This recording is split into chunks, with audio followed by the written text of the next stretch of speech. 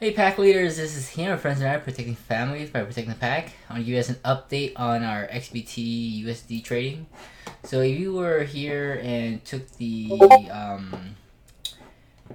settings that we had last time, this was probably a couple of days ago. So from the 31st onwards to the 3rd, these are all the trades that's been made. We started on 6,000, and as it, you know, profited, we finally updated the trade amount here. So the ROI is a little less because the trade amount has increased, but overall what we're looking at is the BTC has gained about 0.049. So I'm kind of guessing at $10,000. It's a little more than that now.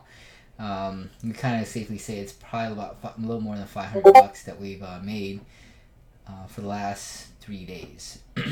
Okay, so right now, right here is 1485. I noticed that there was a little bit of a miscalculation here. I think as it sold 636, there was actually 5,000 more in there. So I checked my stuff and I was like, okay, well, I actually had this many contracts in there. So anyways, that's the result here. So when you go ahead and take a snapshot of this current setting, make sure you keep everything as is. The leverage is important too. I'm testing 25x leverage and I'm noticing that it trades a little differently too, because it doesn't get in when the 10x is in, the 25 isn't, because I don't know, I guess it's a little more careful. So anyways, go ahead and copy these settings, make sure the map setting is properly there, and I do tune this every hour. Okay, so at this current setting it's 2 minutes. Make sure these are both checked, make sure that safety is there.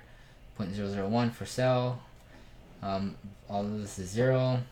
Make sure you get the Bollinger Bands as is, none of this is checked. RSI and MACD settings. Okay, now I noticed that I'm also testing 25x. I only put 100 bucks in here just to test it, and I think I have about 3 or 4,000 that I'm testing here.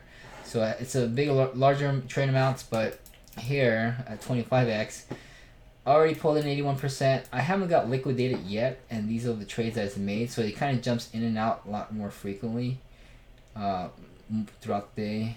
I think this is probably the only time where I held a little longer. But other than that, it's kind of just in and out. It trades a little differently, definitely, I think, but I don't know if I would put more because of the amount of risk. Because if this just dumps anywhere, it'll probably get liquidated. But so yeah, these are the trade settings here. I'm just looking at the different profiles. Let me look at the Yen one that has a little more of a, that's in 27%, 0.05 BTC, $500. And that's it for now. So it's trading on a 2-minute interval.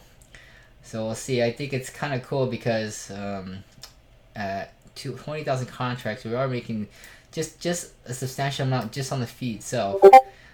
I think about maybe 50 bucks every time we jump in and out here. So 50 bucks added over time could really add up since we're doing maker fees.